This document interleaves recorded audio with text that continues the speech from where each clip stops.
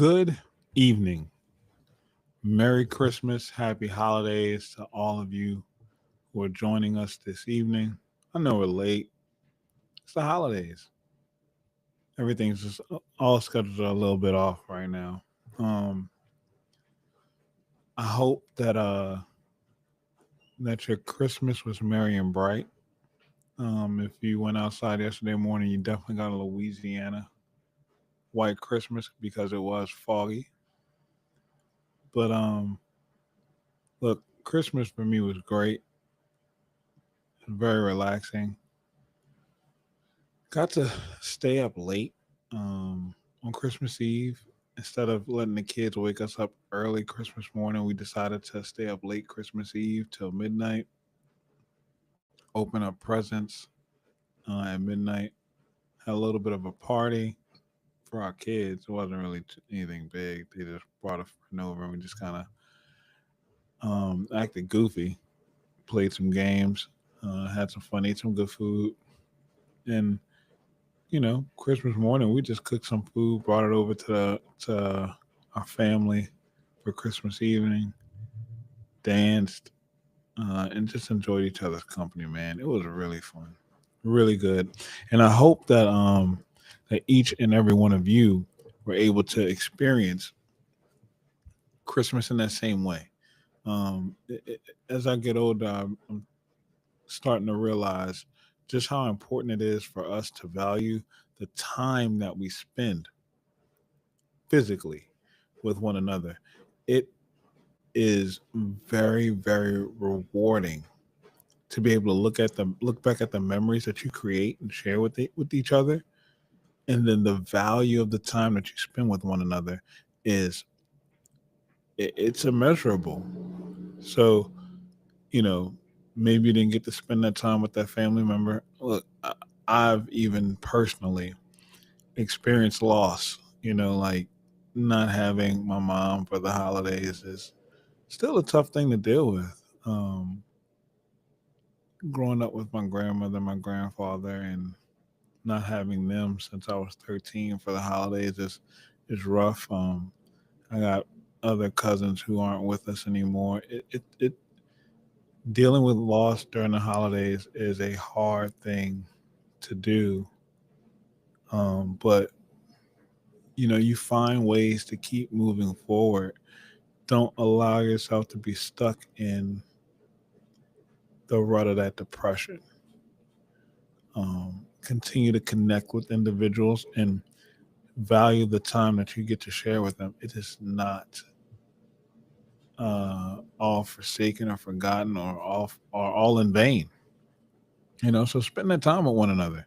And I know I'm going on a bit of a tangent to start the show. That's why the show is called Timeouts and Tangents, because I'm going to go on some of these tangents about these things. And I think it's very important because we need to connect with one another as much as we can. Social media puts up these false walls and separates us, and we tend to forget how important that human connection is, that one-to-one personal connection is with each individual. And I know we get so focused and locked in on the grind and chasing the bag and being successful. It doesn't mean anything if you don't have anyone to share it with. So spend time with people. Find those people that you love and you value. Their feedback, their opinions will matter more. So don't neglect that. It's an important aspect of life. Yeah, that's my washing machine right now. So sorry. I'm a dad. You're gonna hear those things as we start this show. We're getting it off the ground, and you can see literally we're getting it out the mud. But I'm gonna do what it takes to continue to be consistent and post these episodes, and we're gonna grind it out together while I still make time to spend time with my family. And I appreciate them for that because they know, what I love to do and the goals that I have, and they make sure to support me in that. That's why these things work. So let's get on with it. The thumbnail for this episode was Lane Kiffin in a Santa hat. and I think his Christmas may have celebrated Christmas yesterday. Uh, he may have celebrated Christmas yesterday,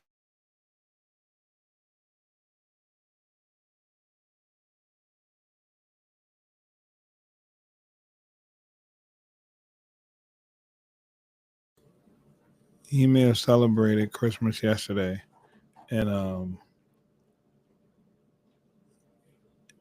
but I don't think he's really, like as a coach celebrating Christmas until January 2nd. And as he's getting prepared for the portal season to open, LSU is losing some players off the roster to the portal itself. I mean that was expected.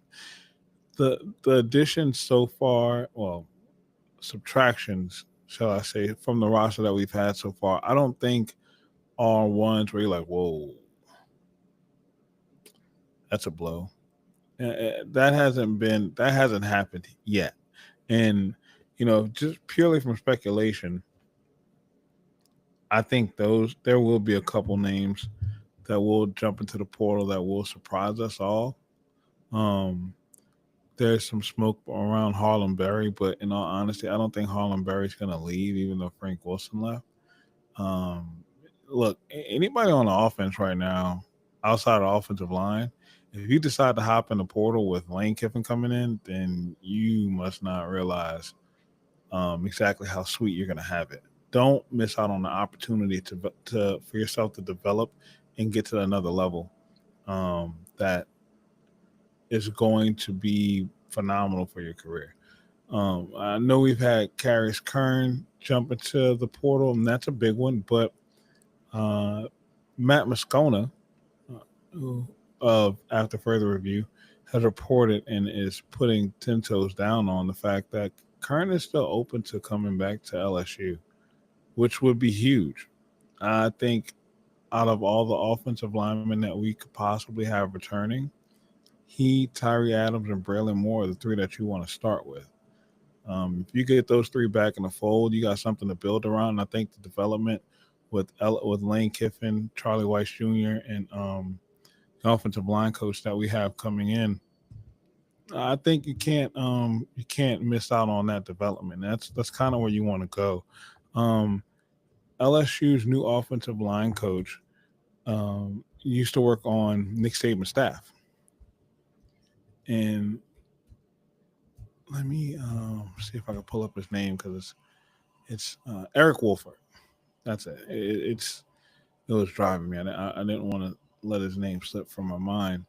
Eric Wolford was a offensive line coach at Kentucky and at Alabama when Alabama could actually run the ball.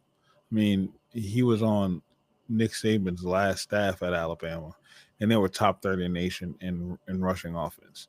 And since his departure, Saban and Wolford alike, Alabama's fallen down to the 100s as far as running the ball goes.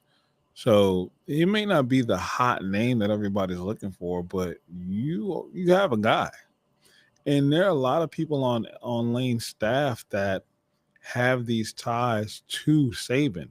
And Wolford, I think, is being overlooked and undervalued. So if we could get guys like Braylon Moore, Carius Kern, and Tyler Adams back onto that offensive line, and then you make some good additions, I said in the previous episode, I think that we end up going after 3 to 5 offensive linemen. Look, I know I said um, that we would end up with around 13 to 15 players out the portal. I think that's where you start. We signed 14 high school recruits. I wouldn't be surprised if we end up with 20 players out of the portal. We bring in 35 new players onto this roster. So January 2nd is going to be wild. And with it being wild like that, I think the excitement is going to completely, bubble over. I think that you're going to see some names in the next couple days continue to get linked towards LSU. Um, so like the purging of the receiver. I don't want to call it purging, but guys leaving the receiver room to find their opportunities elsewhere. You're going to get some receivers coming in here. You're going to need a couple of tight ends. Trade as Green. There's some bubbling going around that Trade as Green may hop in the portal. If that happens, I'd be shocked because I'd be shocked, and at the same time, I can understand it because the type of tight end that Trey Green is, Lane Kiffin hasn't really utilized in a while, and in the growth of his offensive scheme. However, if I'm Trey Dash, do I want to risk it? I mean, you just signed a deal with Nike. You got a brand deal with Nike. NIL money portion is going to kick up. The expectation for you is going to be through the roof. And then you got the guy who is the guy. So let's not discount that at all. Um, but I mean, anything is an option at this point. Any and everything is an option at this point. So let's, like just be patient. Let's wait and see. Like I said, the names that are leaving the roster right now aren't ones that are, like mind boggling. It's not like, let's say it's last year and Harold Perkins is hitting the portal. Um, I highly doubt this will happen, but a DJ Pickett hitting the portal would be devastating. A PJ Woodland hitting the portal would be devastating. Deshaun Spears hitting the portal would be devastating. And why? Because your defense was actually good. There's a few players on the offense that you don't want to see leave, but context is key. Harlem Berry hitting the portal would hurt. But if you lose Harlem Berry but get a Keywan Lacey, it's almost a wash. You lose Harlem Berry and pull a Keywan Lacey and maybe even a Trey Wiseman from Texas, and then you kind of look at that as a complete upgrade. Of course, you want Berry to stay, right? I think you pair Berry with Keywan Lacey, you get back to that Lindell White, Reggie Bush duo that Lane Kiffin coached at USC.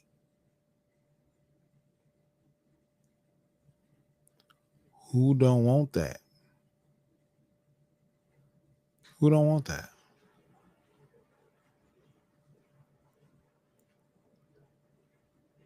Who doesn't want that? I mean, Reggie Bush was literally a consensus first overall pick outside of the Houston Texans, thank God, and fell into the laps of the New Orleans Saints at pick number 2, and the rest is history. A Heisman Trophy winning running back.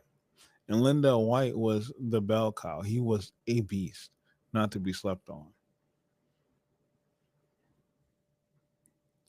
You get that type of swag with Keywan Lacey and Harlem Berry. Oh man, let's do it. And Lane is going to get a guy.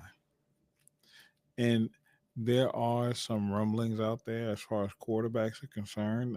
Reports come out that uh, Lane has been in contact. Well, not Lane, but LSU's representatives have been in contact with DJ Lagway.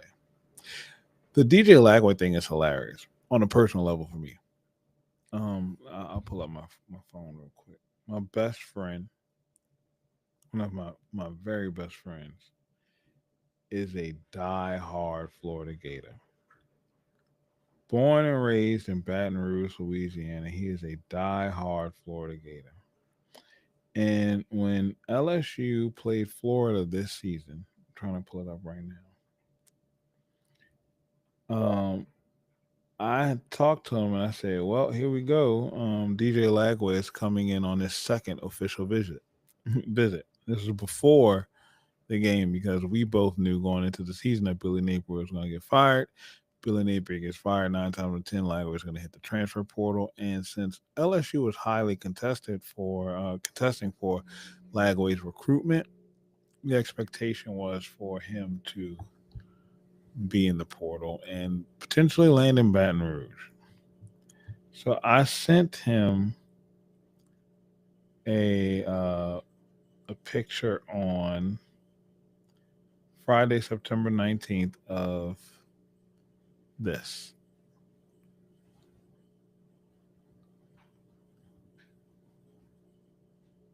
And it was all on Twitter. And then the day that Lagway's name popped up in the portal about a week ago, I sent him that picture again. I said, it's all happening. Just as I predicted. And now he is upset, worked up, and crying because Lagway may end up in purple and gold. Look, I think with all the things considered with DJ Lagway, I think has he had a tumultuous time in Florida? Absolutely, it was horrible. It was rough. Kid had to start as a true freshman in the SEC, baptized by fire. That is hard.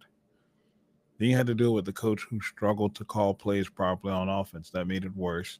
Then your offensive line was bad too. That made it twice. I mean, that made it three times as worse. So it was bad all the way around the board. Bad. A lot of turnovers. Hurt all the time. So all of his off seasons were him recovering from injuries. Never really getting a chance to train and progress. Spending time on the table. But he's fighting through those injuries to continue to keep playing. DJ Lagway is a prospect of prospects. I think the upside for him is still through the roof. I mean, you look at a kid like Jaden Daniels, came to LSU as a 3-year starter at Arizona State. In his last season there, he threw 10 touchdowns and 10 picks. Nobody wanted him. Nobody at LSU wanted him. None of the fans did. They didn't want him they didn't think he was worth starting. He went on to win the Heisman. Second player drafted in the draft. Went on in the NFL, won Rookie of the Year. I mean, he's still balling. Had a couple injuries this year, but he's still one of the best quarterbacks in his division, hands down. So Lagway can come across that same way, and once again, we have Lane Kiffin at the helm.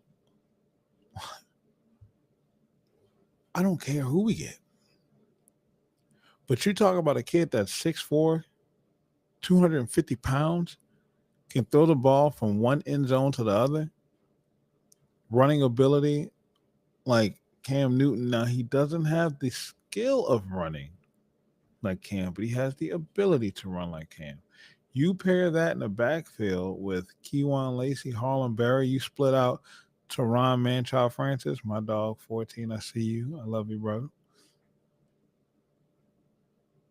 What? Yes. And Trey Green? Oh, yes. Offense is going to be deadly. That offense would be absolutely deadly. And then let's say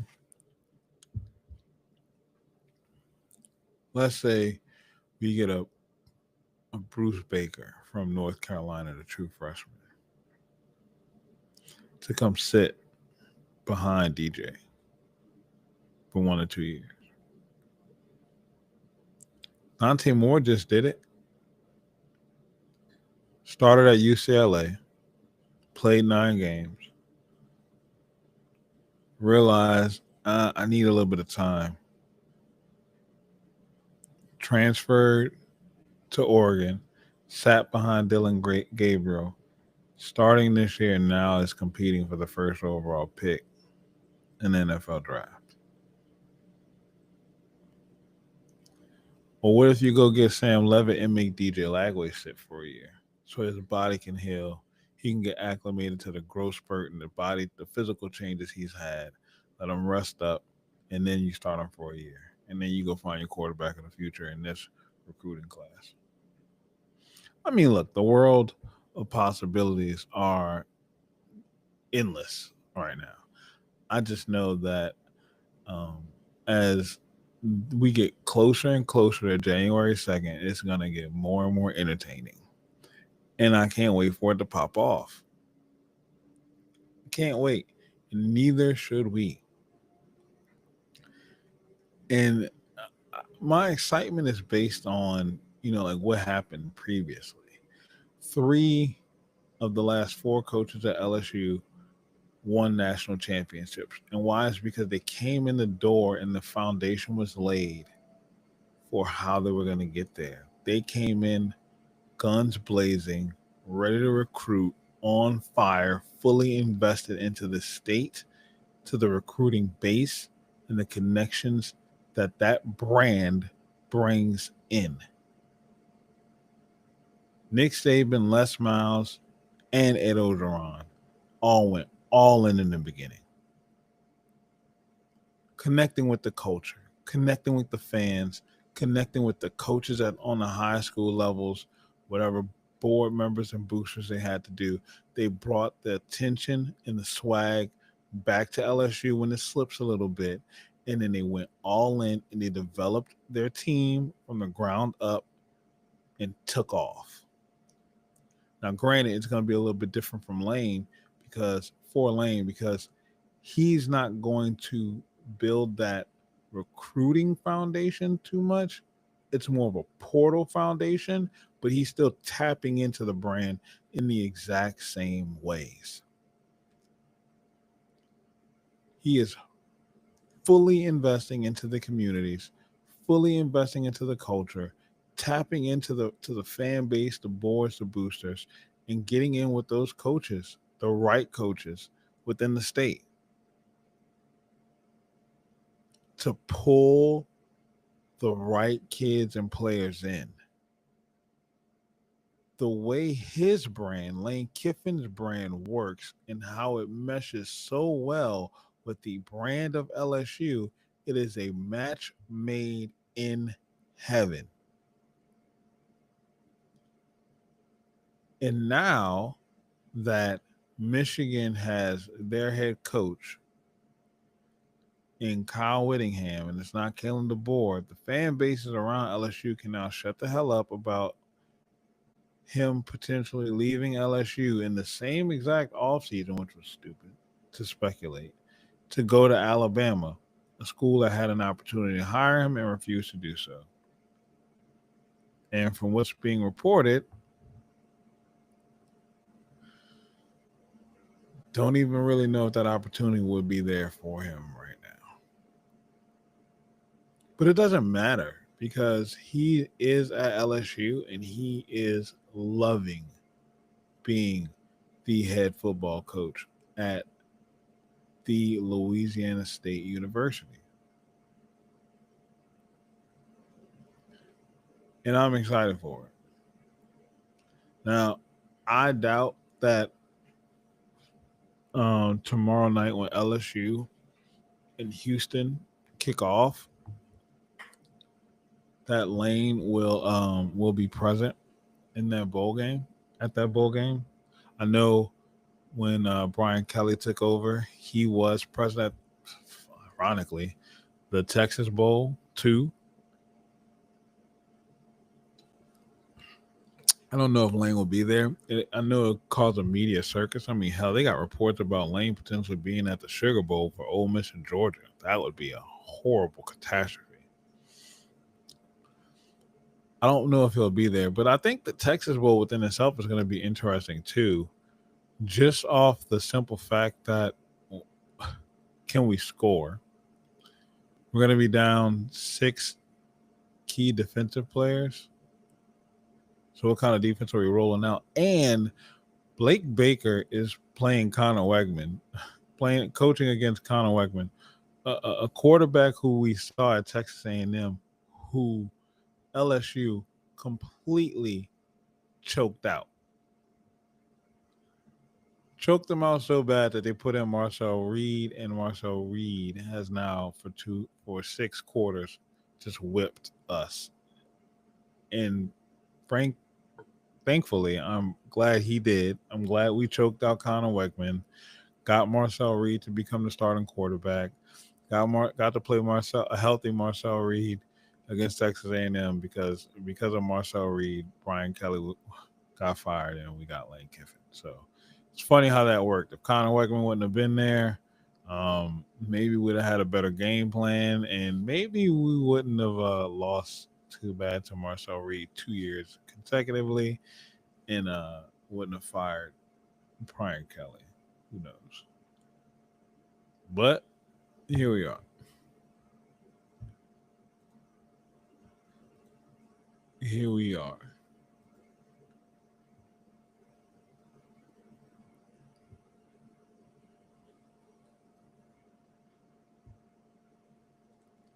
So I I definitely just want to say that I am looking forward to tomorrow, to the game. It is a late kick. Believe the game kicks off at 8:15 Central Standard Time. I don't know if I'm gonna watch it at home or if I'm gonna go watch it at Wingstop because it is so late. I will try to get some content up tomorrow. That's why I'm not diving too much into the pregame of it all. Um, because I want to save some for tomorrow too. And I I'm just I've been, like really sitting back and thinking about all of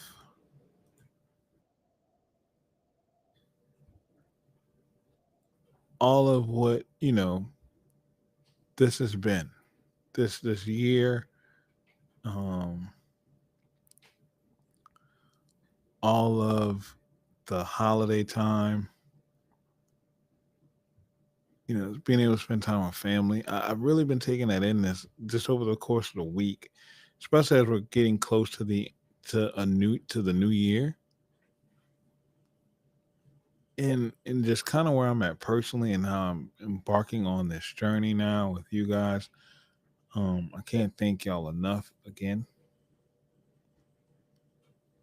It's been it's been a great year. Don't think that with me saying that that I'm saying I haven't had any struggles this year. Literally, this year started off in a literal dumpster fire. I will show those pictures one day. But my wife and kids and I pulled up from fireworks to a literal dumpster fire. So that just gave us insight as to what we should expect for this upcoming 2025. And it was a roller coaster, but it was fun. You know, feel like definitely became a better man, a better father, a better husband, a better businessman. Failed in a lot of areas, but I don't allow my failures to define who I am. My responses to failures are who set me up for who I need to be. If I continue to quit and just let those failures be, then guess what? I am a true failure at that point. You are only a failure when you turn into a quitter. Failing is part of the process. So this entire year, my son and I have been living by the theme of we will keep important things important so we can keep first things first. Staying on top of priorities. My biggest priority is making sure that my family knows that I'm present for them and I'm always there for them. And because of that, they afford me the opportunities to do things like this. Because they know if I believe and support them, they will believe in me and support me too. So as we get closer to the new year, like I said, to start the show, I'm gonna end the show in the same way. Spend that time with your family. Spend that time with loved ones. Spend that time with people that you care about. Don't think of it as a sacrifice. Think of it as an investment into yourself and an investment into others. And the return on that investment is something that, like I said at the start, is absolutely immeasurable.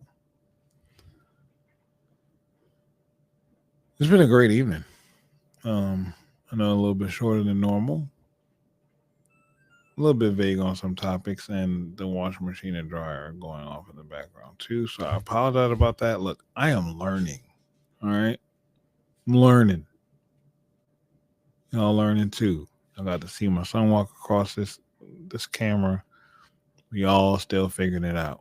We're going to make mistakes. But thank y'all for the time. Thank you for the patience. Thank you for the support. Once again, this is AP, and this is Timeouts and Tangents. And I'll see you guys tomorrow. I love y'all. Be the difference that you want to see in the world.